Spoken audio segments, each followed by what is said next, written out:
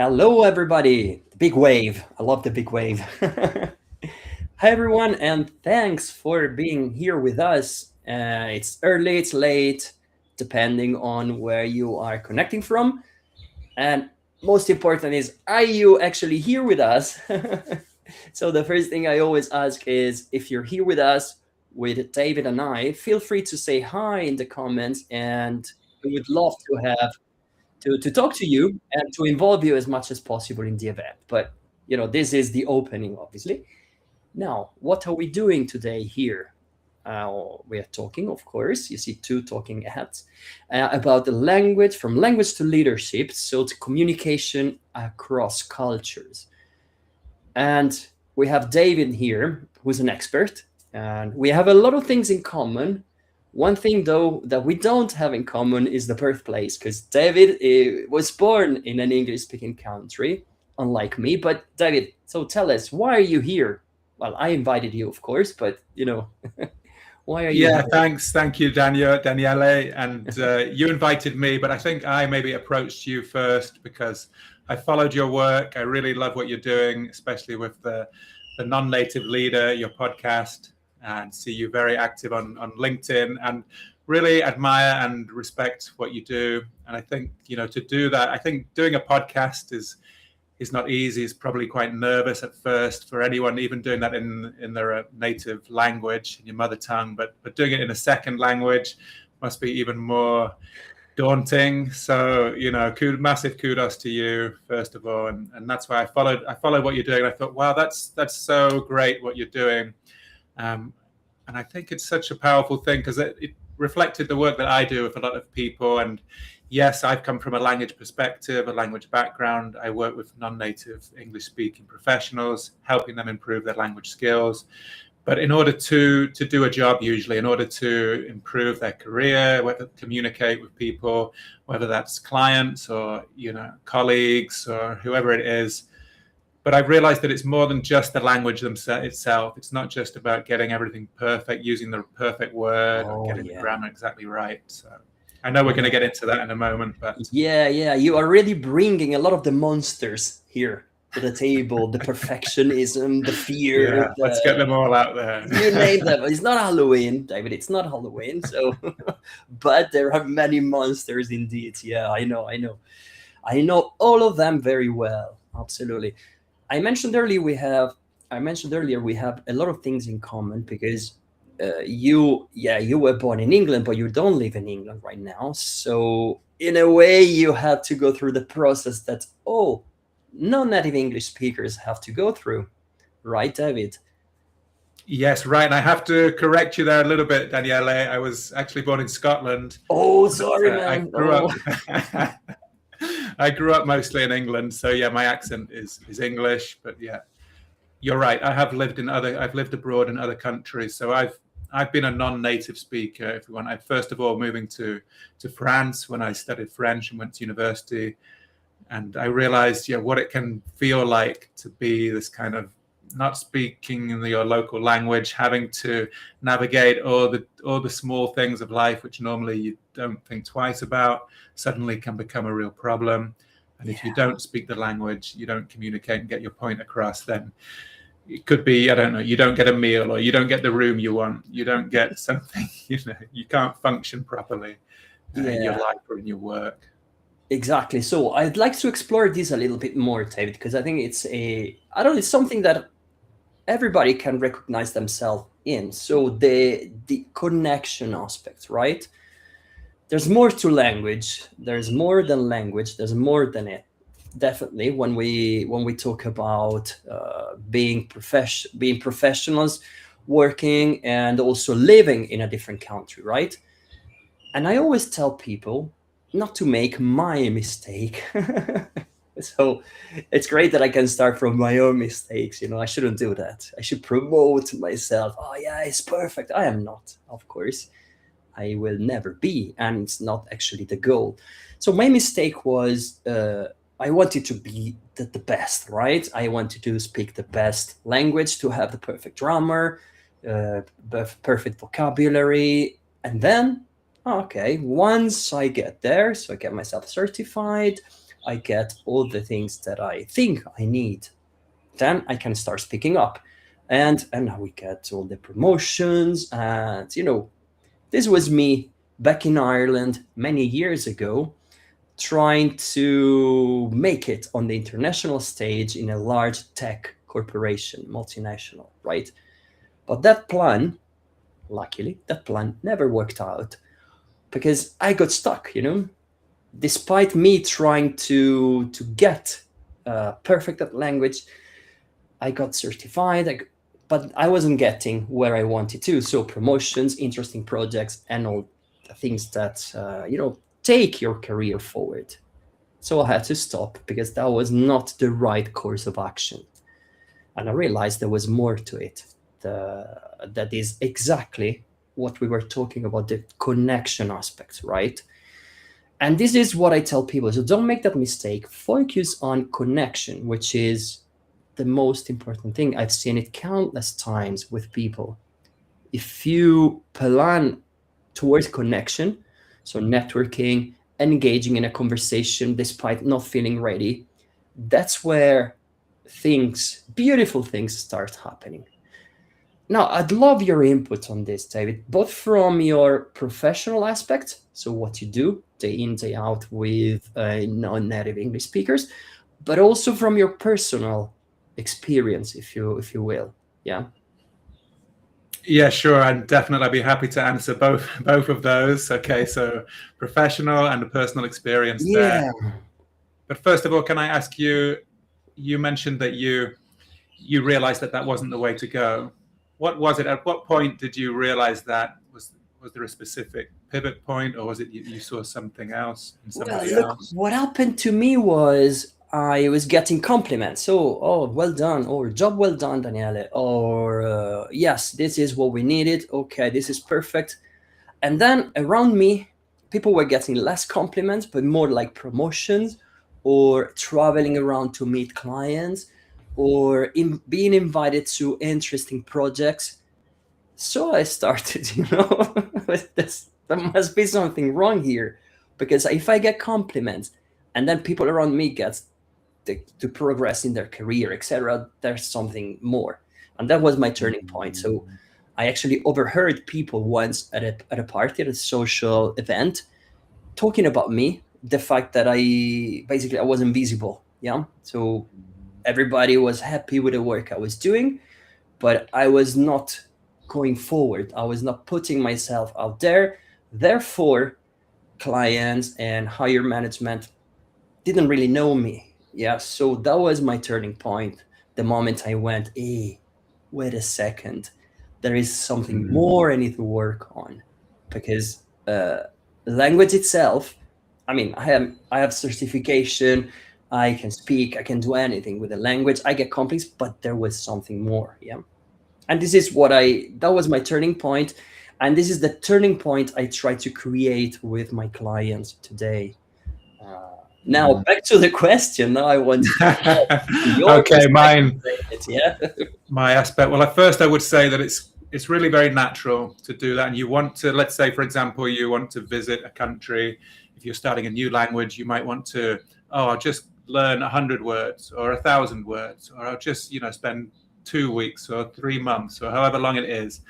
And I don't know if you're familiar with a guy, he goes by the name of Benny, the Irish polyglot. I forget his exact name, but he's done a TED talk, which I think is great. And he talks about this, when are you comfortable?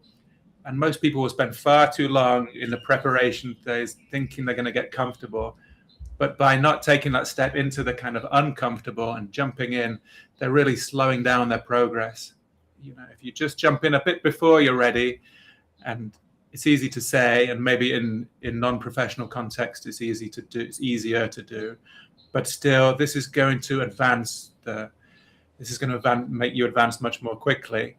And I think, what you said about the fact that the connection, if you focus on the connection, then maybe you're not so nervous and worried about it. And then then you'll see the results, and it's in your professional career, in your life. Yeah. So that's what I start by saying. And to give you a couple of kind of examples from my experience, Yeah, I remember going to France. It was similar. You know, I'd studied at school, and I had done some exchanges as well. But my French was at a level. Although I'd done the exchanges, mostly I'd learned academically, and I was learning at university, so it was quite high level stuff. But then when I went to live and study in France, really, you've got no choice. And I remember even at the university, there was one lady who was being a bit difficult, not really seeming to want to help me with my accommodation. I wasn't happy with the room that I was in.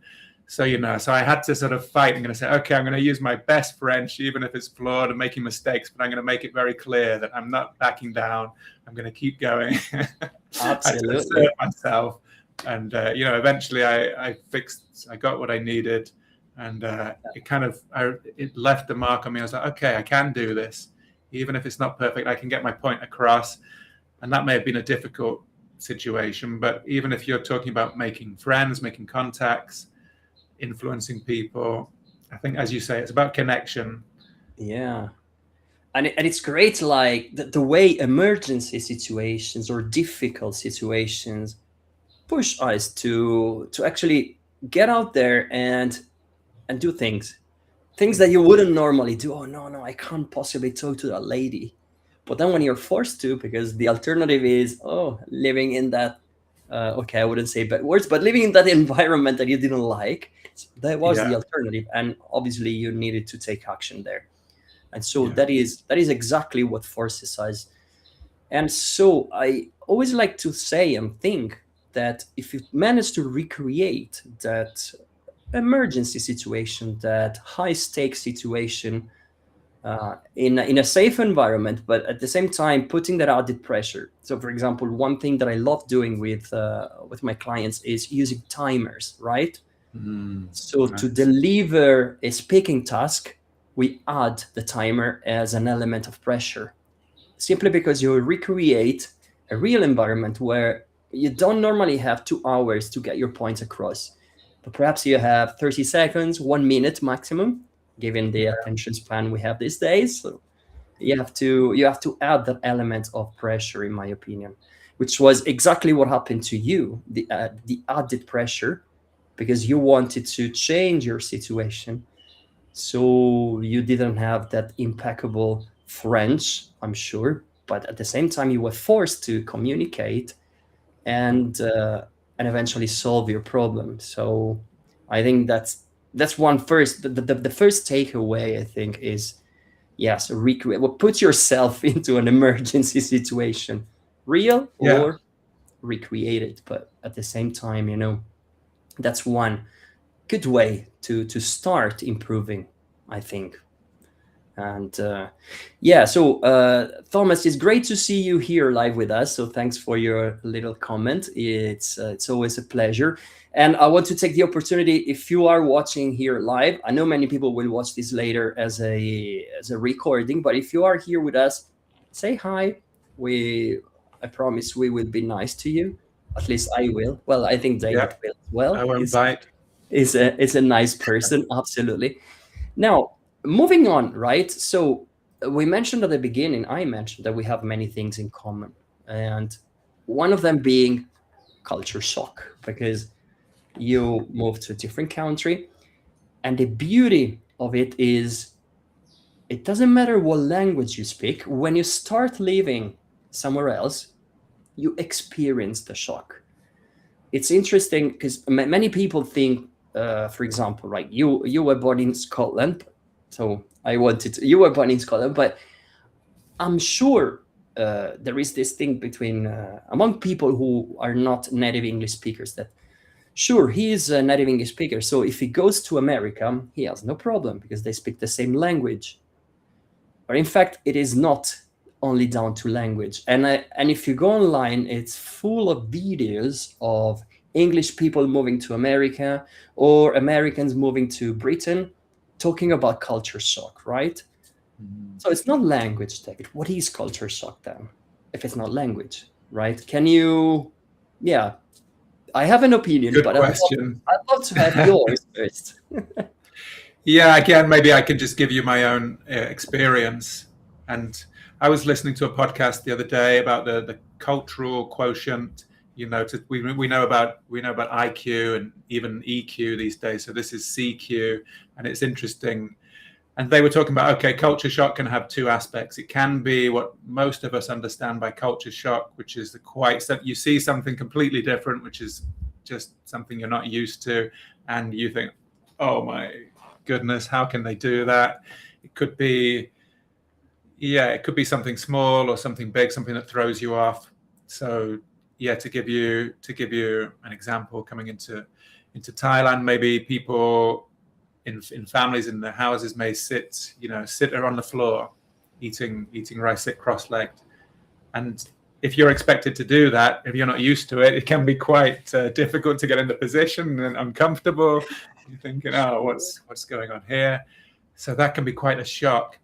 But they also mentioned about, in the podcast, they talked about a kind of something a bit more long-term. So imagine if you've been in a country for a while, and at first everything seems new and different and exciting.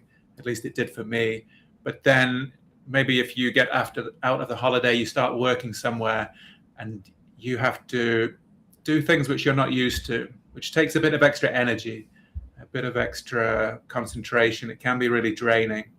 And sometimes if you're not getting a fix of your own culture, it might just break you. You might have too much of that and think, I need to go and eat pizza or whatever it is. I need to go and speak to some friends from my own country, speak my own language. So I think it can be both of those things. Yeah, the way you experience things that are so different, right? At the beginning, everything is different, mainly. Even if you go to a country next to yours, sometimes it's enough to change city. So things will look different. And regardless where you were born, or I guess say what language you speak, you are going to get a shock, right?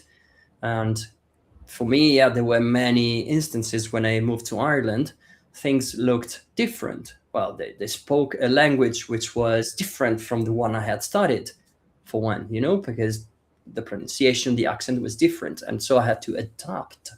That's the key word, right? Adaptation. The food was different. The socializing was different. And that was the first shock, right? Then in time you adapt, then you adapt to the style when you socialize, but also the work, when you are at work, the office, the environment. And then we added an extra layer of complexity because it was a multinational environment. So the headquarters was in the United States. So everything was very corporate driven. The language, the approach. And I was joking a couple of months ago with a friend of mine, an Irish friend of mine, and he wanted to be a guest to my podcast. And I said, you can't, you're a native English speaker. So you can't be a non-native leader. And he said, well, in fact, I am, because I'm Irish. And he brought up this fantastic example. When I joined the American corporation, I had to relearn, in part, the language, the corporate jargon, the buzzwords. So that was his personal shock, right? A native English speaker in Ireland, working for an American company in Ireland, having to adapt to the language. I thought it was beautiful. I thought it was a beautiful example. And in fact, I reflected on that. And in a way, that was also my experience.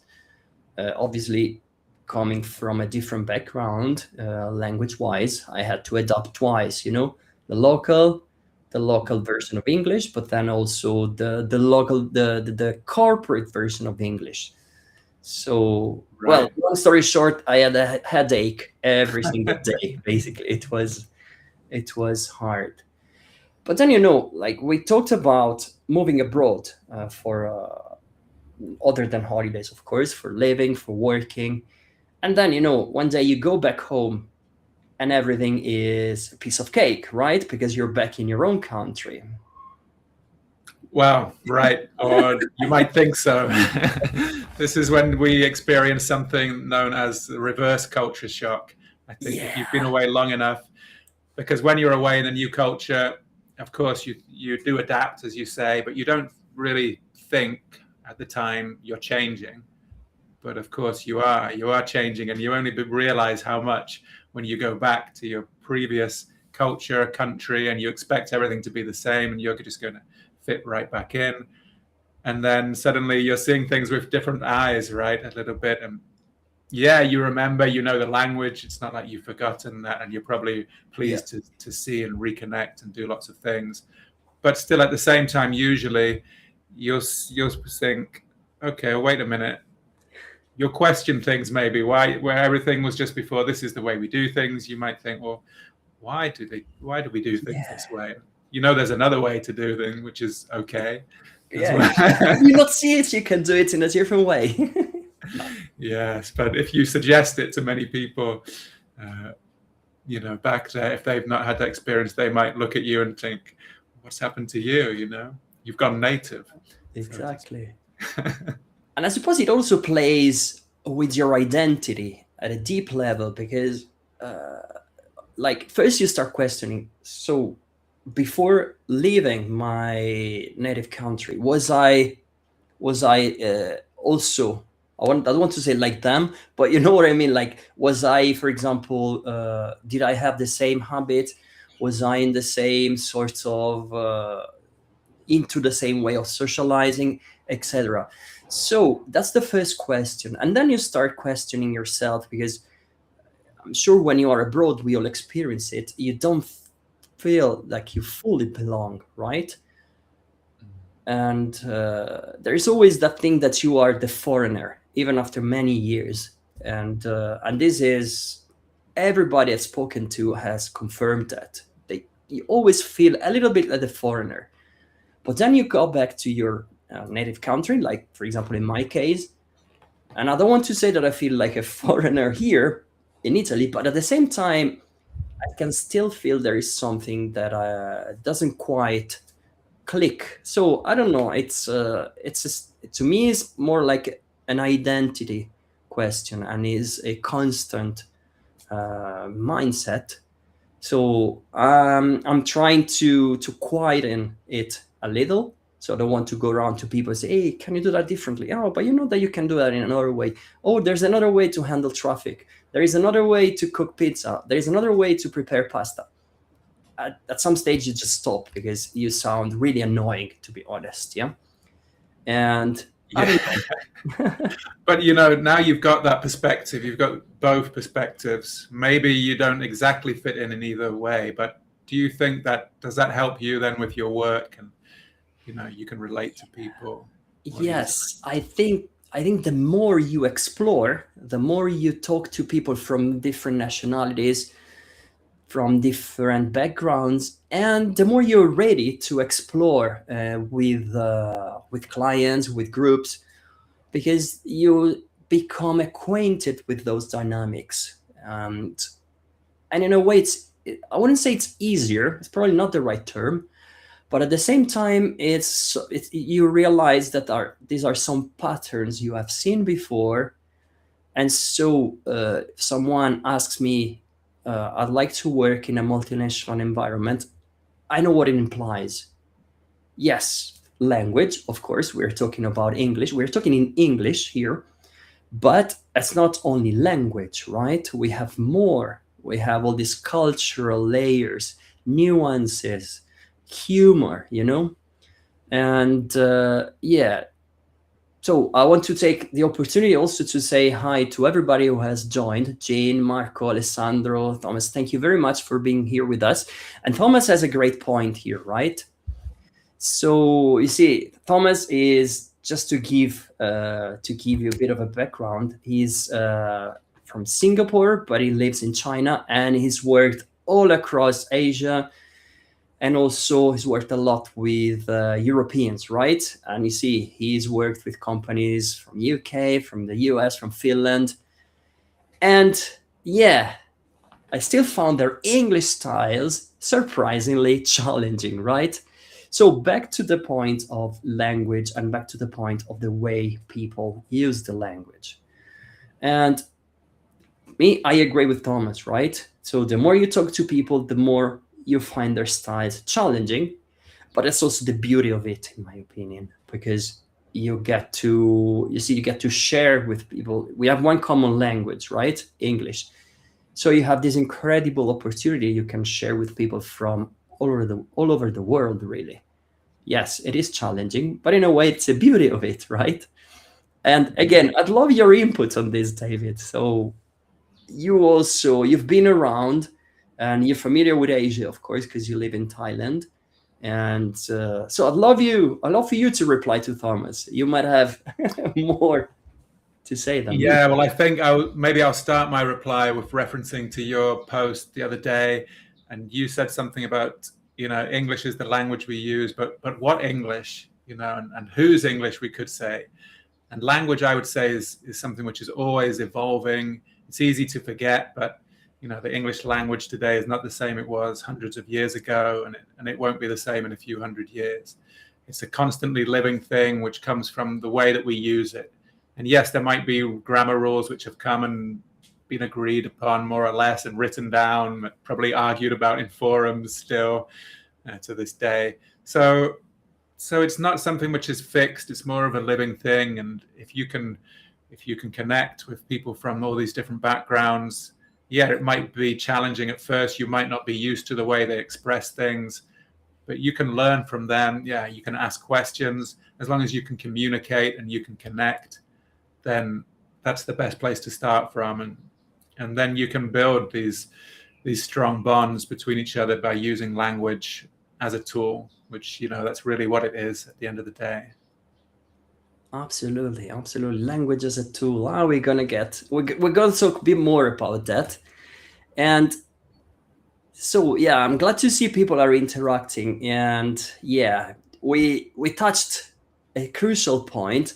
Hi, Nicoletta. It's great to see you here with us. And yeah, you develop social skills and empathy, right? Which is the key if you want to connect. Yeah. And you give up a little bit of your, in her case, Italianness, so that you find a common ground. And in a way that could also answer the point Thomas was making, right? Thomas was telling, yeah, so their English is hard, but at the same time, if we all give up a little bit of our social construct, then it's a bit easier to find a common ground in a way. I'm getting too philosophical perhaps here, but this is this is, I think, the key if you want to, yeah, find the common ground and really connect. So I don't know, yeah, is this also your experience, David, the fact that you give up a little bit of your identity in order to find a common ground with the people you interact with? Yeah, perhaps it's not something that I automatically think of, but now reflecting on it, yes, it's like you say, meeting someone in the middle, finding that common ground, using that empathy. Then yeah, absolutely, because we're all humans. We're all here together, and we can. Yes, we have different backgrounds and language and culture, but these are small differences, I think. So if we can overcome those and find areas that we can connect on, then that's a beautiful thing. Absolutely. Yeah, thanks, Nicoletta, for sharing your perspective. And Mary, it's so good to see you here. It's great to have you here in our live events. You are a great supporter, so I am really glad to see you here. David, now I'm going to put you on the spot a little, right? Again. I'm sorry. Yeah. That's my, you knew that, right? Yeah. You knew that. You wanted to be here. You are part of a minority right now. Do you realize that? Okay. An endangered species. Native English speakers, right? So we spoke a lot about this term, native, non-native English speaker.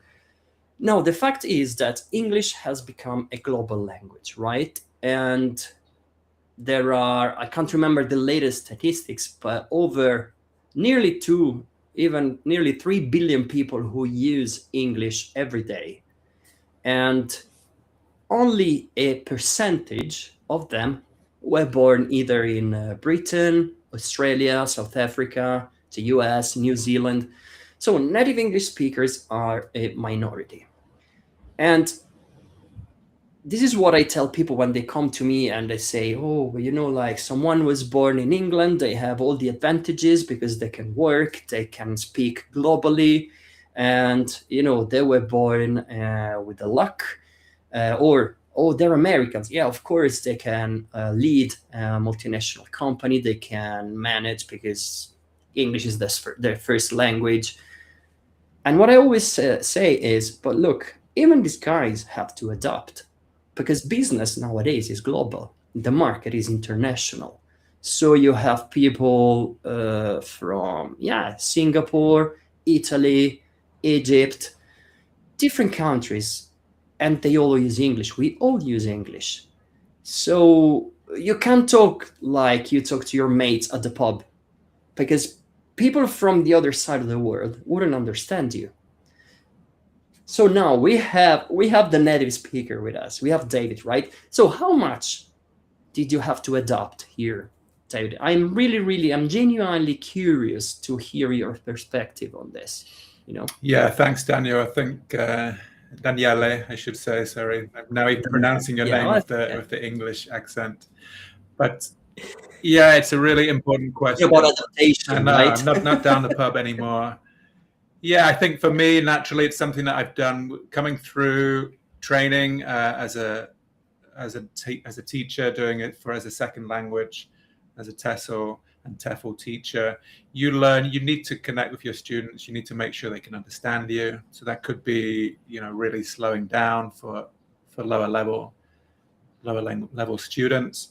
So that's something that I guess trained to do, and that I could do. But also I found very early, especially coming to Thailand, I wanted to learn the language. As soon as I arrived in Thailand, I was interested in learning Thai. And when I got to my first classroom, I'd started to do a few rudimentary letters of the Thai alphabet.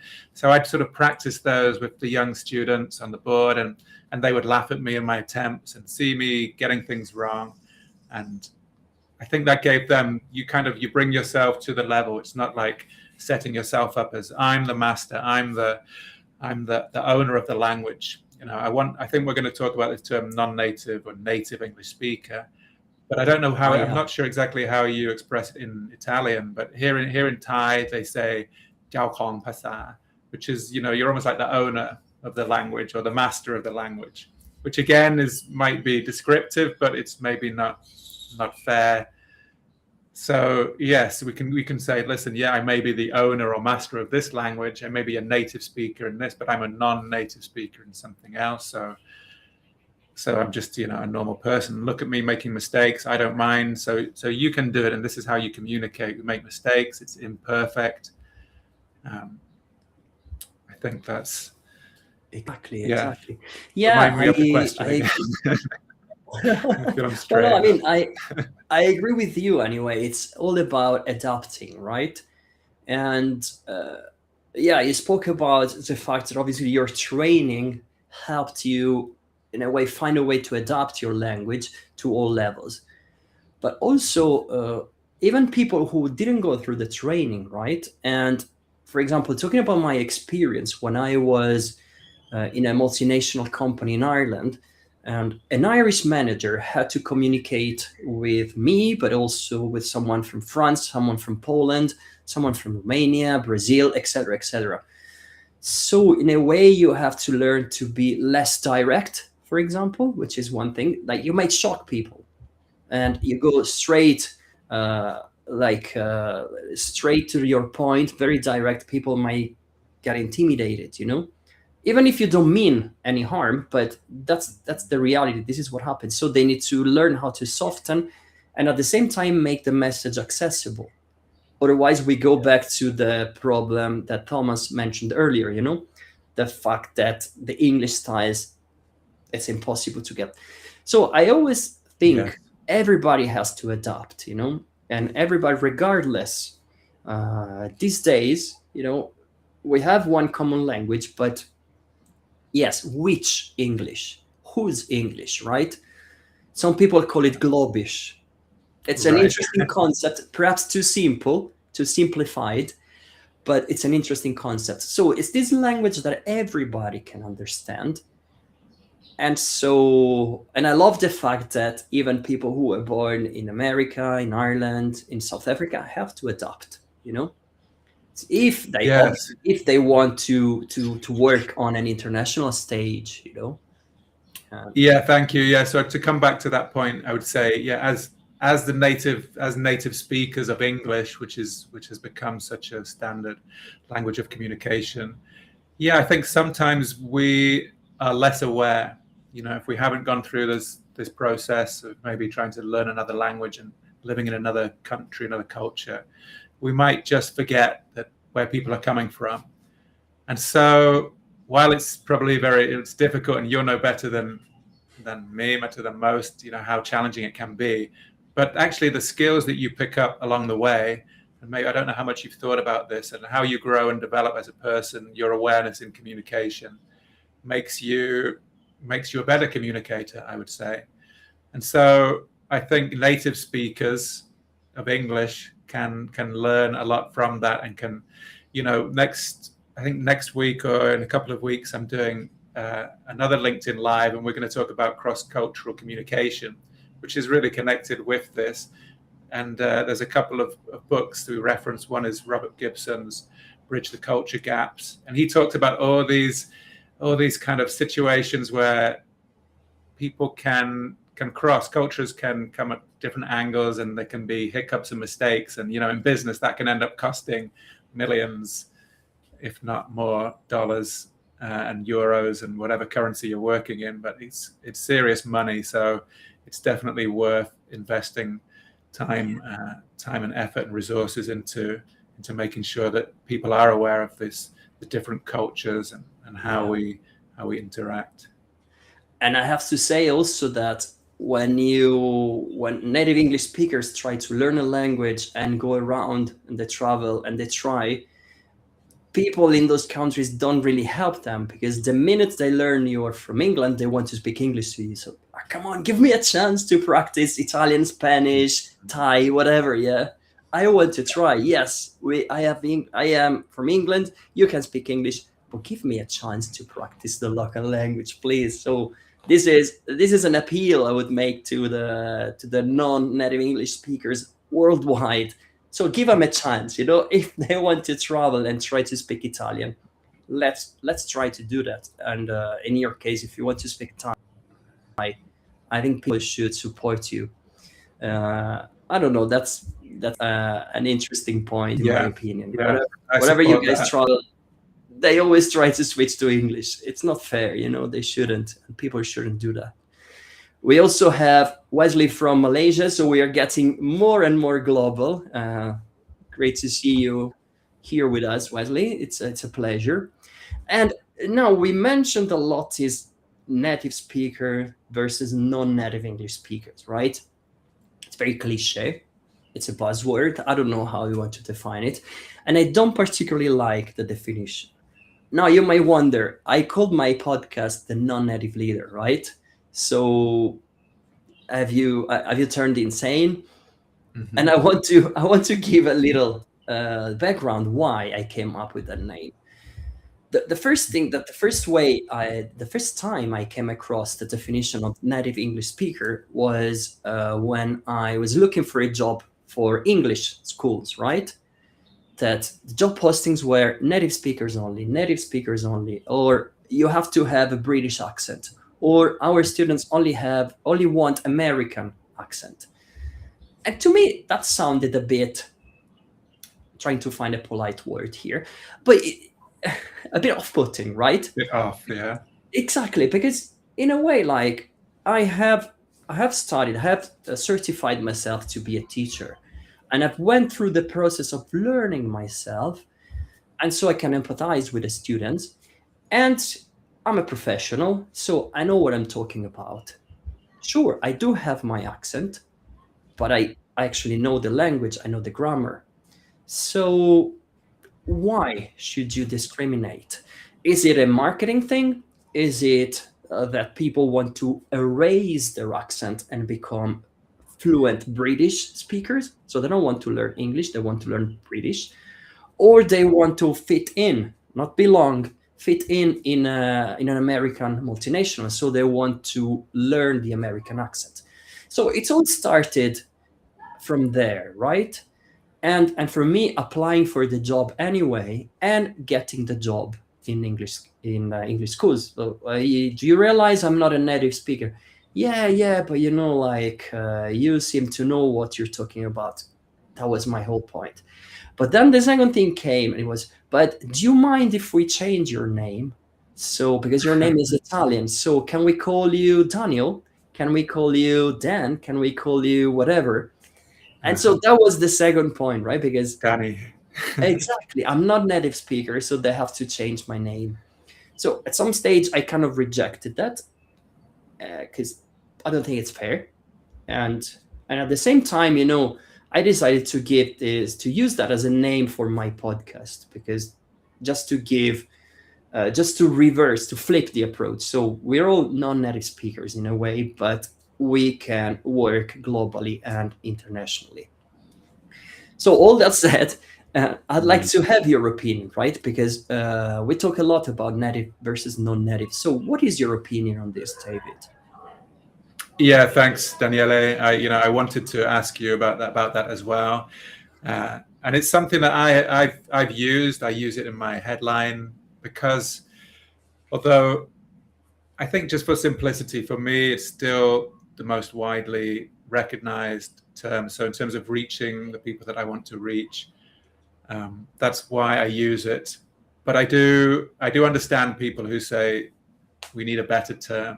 I agree. So. But I still think we haven't found it yet. Globalish, or okay, I can describe people as speakers of English as a second or third language, but that's quite a mouthful. It's not. It doesn't roll off the tongue as easily. That's not an excuse. So that's why I wanted to bring this. I had this question that I posted about, and I've been speaking to some people who have a stronger opinion on this, and I'm all for listening to that. So I don't know if any of the viewers, anyone watching, has how they feel about that, and how is it in Italian? Because I wanted to ask you, how do you define someone who's not a mother, doesn't speak Italian as a mother tongue? Good question. I wouldn't know actually. Non-Italian speaker, and the generic word, which is foreigner. Right. So for whoever doesn't speak Italian, but yeah, the Romans used to say barbarian, but that's a different story. Okay, I think we're going the wrong direction. No, it's interesting though, because the word barbarian comes from the Latin word to stutter, because they simply couldn't understand them, so they thought they were stuttering. But it was something to and do so with they beard. called them No. those who stutter, really. So that's the idea, yeah. But that's we're going down the wrong way anyway. Yeah, we don't want to go there. But in a way, yeah, it's hard to find an alternative definition. So we might still use it, but I would like to, so the way forward, I think, is to give it a more neutral sort of color to this word. So it shouldn't be one above the other, native versus non-native. It's just we come from two different backgrounds, and back to the idea of finding a common ground. Yeah. So I am non-native, you are native, we can communicate. Happy days. That's all that matters, really. And all the rest is either marketing or is personal obsession, or ultimately it's down to having a clear pronunciation, in my opinion, not a perfect accent, or being clear when we speak to others, not necessarily having the R, whatever. It's clear, and that's the way. So there shouldn't be like a negative connotation. I know we call non-native, which sounds immediately negative, but in a way, we should overcome that negative feeling or the clear separation. It's just an interconnected world. We come from different backgrounds.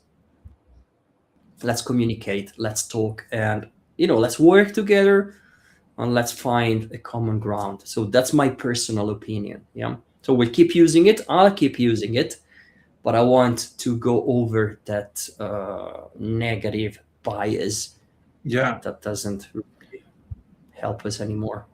Okay. Yes. Yeah. Thank you. And we're all speakers of English, and it comes back to your point that you were making, that we, what is most important: being understood, getting your point across, and that's always the starting point with my clients, people I work with.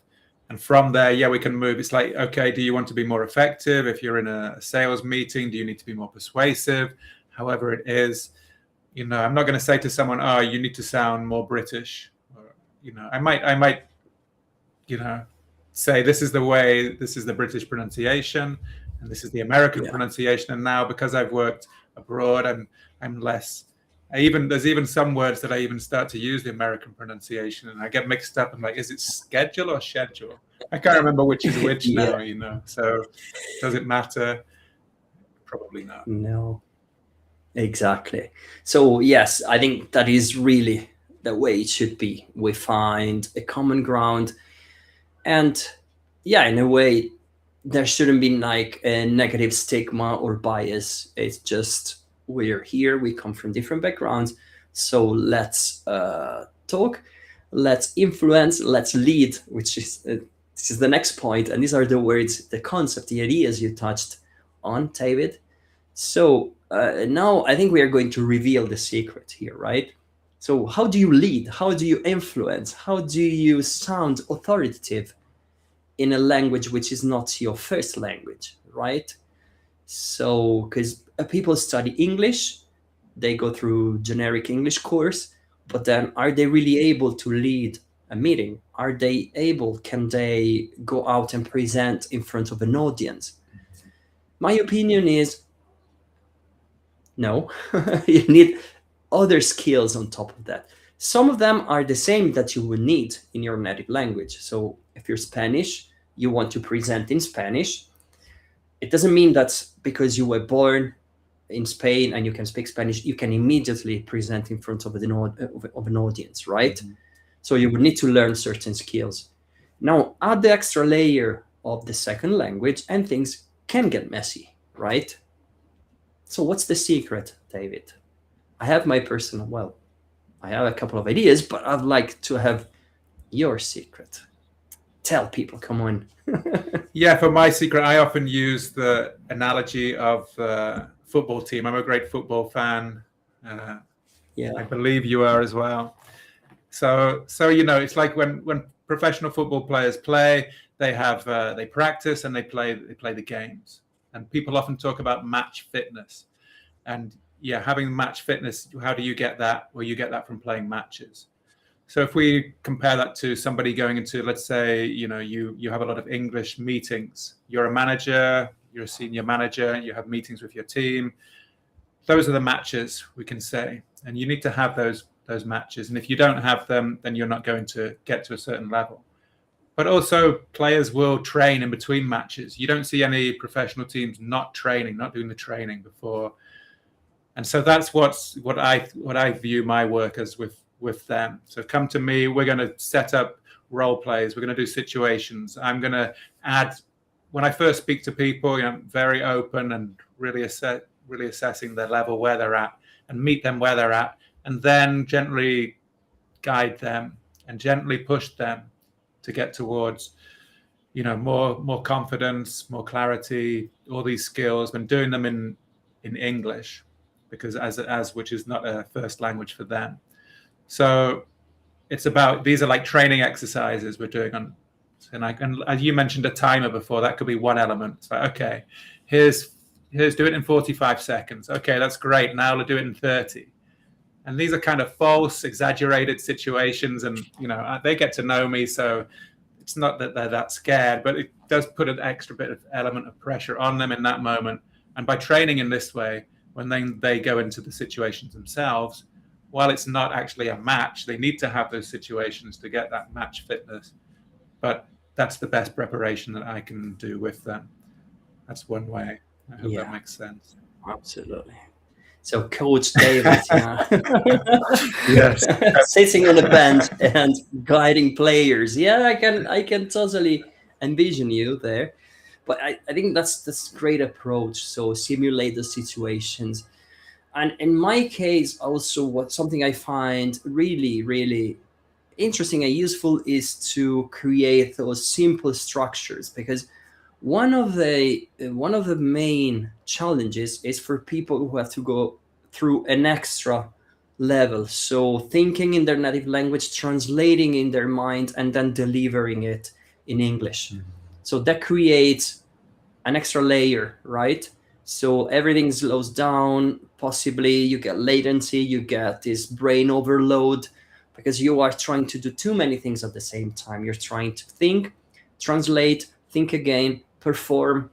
So it's normal that you get stuck, frozen, and simplifying. So getting a simple structure that helps you think directly in English, and I think that's one of the most important steps. Now, first comes the fact that you have to let go of your ego in a way, because you have to accept, you have to simplify, and you can't possibly be, I don't know, you are Dante or Cervantes and you want to be Shakespeare the next day. It's impossible, right? So start easy. Yeah, I know that in Italian you can perform, you can build fantastic structures, but you can't translate that directly into English on day one. So you first simplify, find an anchor, and then use that anchor to start thinking directly in English.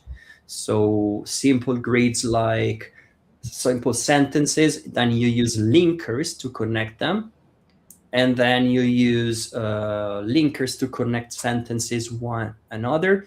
You get breakers to give logical flow.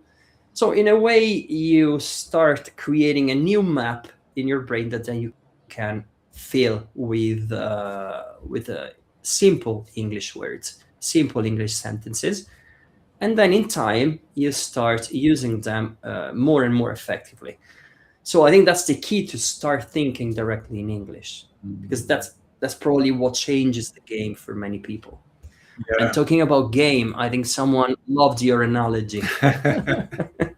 Well, thank you. But I'm just taking some notes here, because I think what Danielle said is, is thinking in English, thinking in the target language is so important.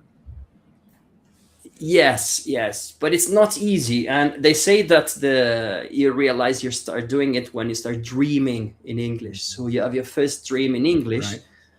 but it's a process, right? You can start it by simplifying and getting those structures. I'm a big fan of Excel, right? In a way, I'm a boomer, so I started working in Excel, and I think I'll keep working in Excel for the rest of professional days. I love creating these grids in Excel that are pre-filled with linkers, with connecting words, and with logical flow, and then you add your concepts in there, and then you deliver your speech starting from there. So that's what I regularly do, because people tell me, oh, I have to translate, I get lost mid-sentence, I start running around in circles and get nowhere. So that's what we need to avoid, right? And one way to avoid is think directly in English. And one way to start thinking directly in English is by using simple structures. And then obviously adding the pressure, the real life scenarios that you mentioned, that I think they are precious. It's something that we can't avoid.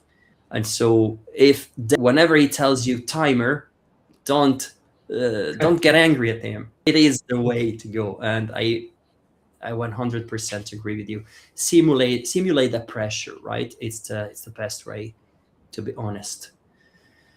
And yes, now thanks.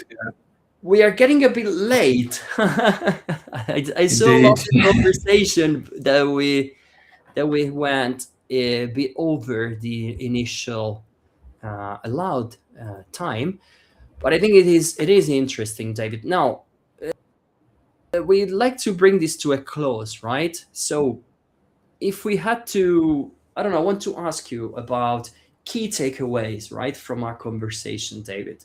So if you had to summarize this in, I don't know, in 2, 3, 4 bullets, Instagram ready bullets, how would you summarize it?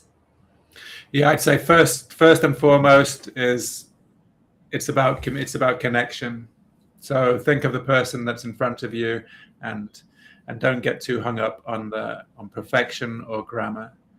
That's one massive takeaway, I'd say. Also, remember that we're all learners of English. English is not one exact thing. No one is really the owner or the boss of it. It's a global language these days. I may have learnt it as a mother tongue growing up, but doesn't mean I have the same English as someone who's grown up in the Bronx or wherever, another native English speaking place. So, it's different, it's evolving, it's this huge beast. So don't exclude yourself because someone is a native speaker and you're a non-native speaker. Yes, the words exist to help sort of classify, but don't bring that into identity as a negative. I'd say that's another key takeaway of what we said. I'd say as well, the tactics, the things that you explained, great, breaking things down, keeping it into simple points, and that will help you begin to think in the language. Simplify first and then expand. That's another key one. And I would finish on the, it takes a while to get up to match fitness if you want to play in the in the Premier League, but you can do it. Just keep training, keep doing what you're doing, and come and speak to myself or Daniele. We can definitely help and point you in the right direction. Absolutely, yes. Put yourself out there. Start doing, even especially when you don't feel ready. That's what I think what I want to share and communicate. So I'm 100% with you, David. You don't need to feel ready. Start doing it, and then eventually you will feel ready.